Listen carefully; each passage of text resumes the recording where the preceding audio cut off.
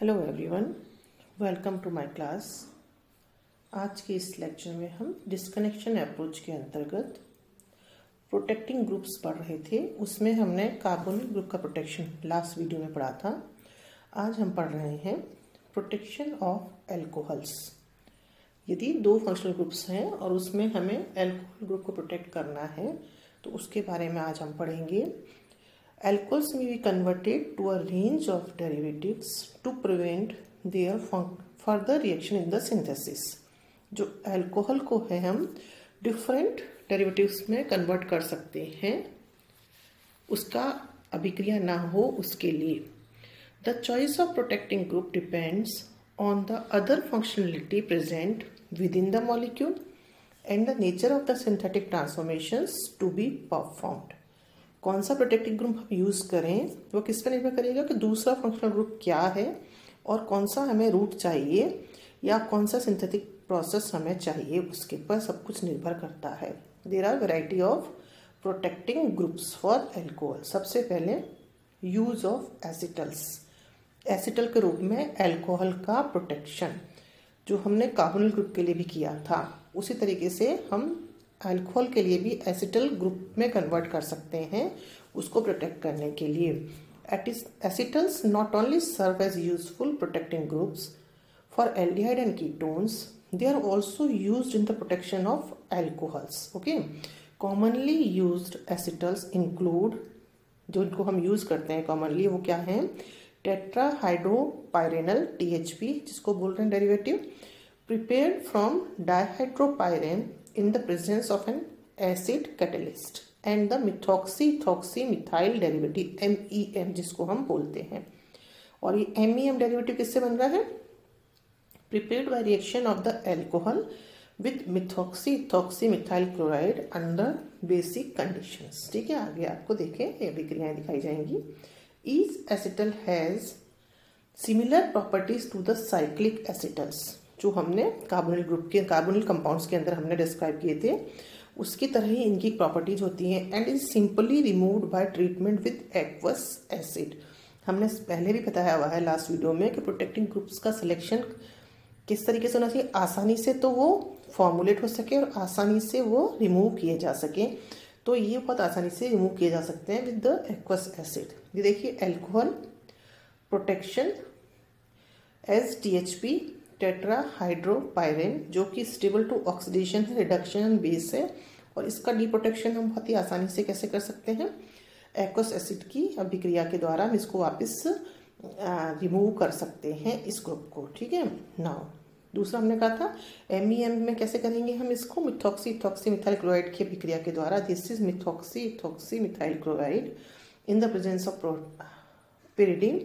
Alcohol का हम protection कर रहे हैं और क्या बन रहा है हमारा? Methoxy methyl stable to oxidation, reduction and base, easily removed with aqueous acid and again we can get alcohol. मतलब यदि एल्कोहल और साथ में एक और कोई फंक्शनल ग्रुप है और हमें एल्कोहल की अभिक्रिया नहीं चाहिए तो हम एल्कोहल को एसिटल के रूप में इन दो अभिक्रियाएं जो आपके सामने दी गई हैं इस तरीके से हम उनको प्रोटेक्ट कर सकते हैं।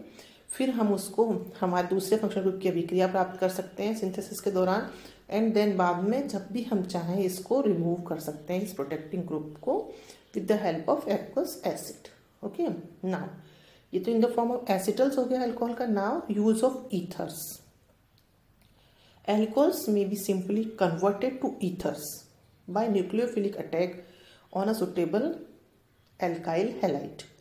ईथर्स आर स्टेबल, जो ईथर्स में कन्वर्ट करेंगे अल्कोहल को, they are stable, means that many ethers are not easily deprotected to their parent alcohol under mild conditions. आसानी से उसको डीप्रोटेक्ट हम नहीं कर पाते, therefore only certain ethers are used as protecting groups for alcohols, not all ethers.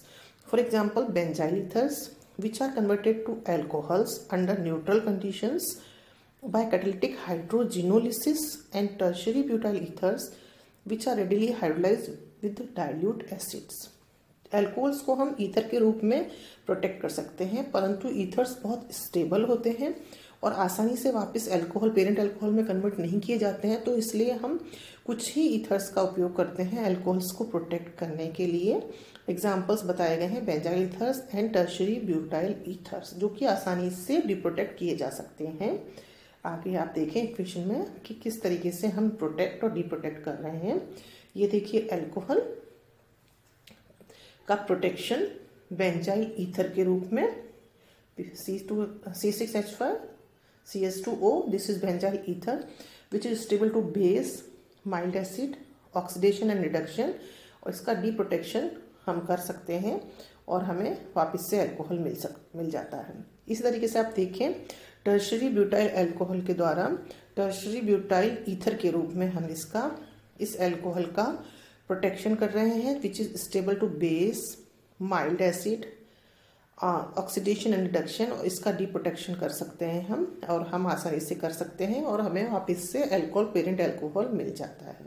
ठीक है, तो अभी हमने अल्कोहल का प्रोटेक्शन किया as acetal and as ethers, not all ethers but few ethers. Okay, now use of तीसरा, और अब हम अल्कोहल को और किस तरीके से प्रोटेक्ट कर सकते हैं। Use of try alkyl silyl ethers, another group which has been widely used for the protection of alcohols in organic synthesis are trialkyl silyl ether derivatives such as trimethyl silyl TMS ethers, जिसको हम short में बोल रहे हैं। These are prepared by reaction of an alcohol, एक alcohol की अभिक्रिया किसके साथ में, with trimethyl silyl chloride, sorry किसकी अभिक्रिया के द्वारा मिल रहा है इसको, अल्कोहल की अभिक्रिया किसके साथ में, trimethyl silyl chloride in the presence of a base. However trimethyl silyl ethers are not very stable and are cleaved under acidic or basic conditions and are attacked by certain nucleophiles।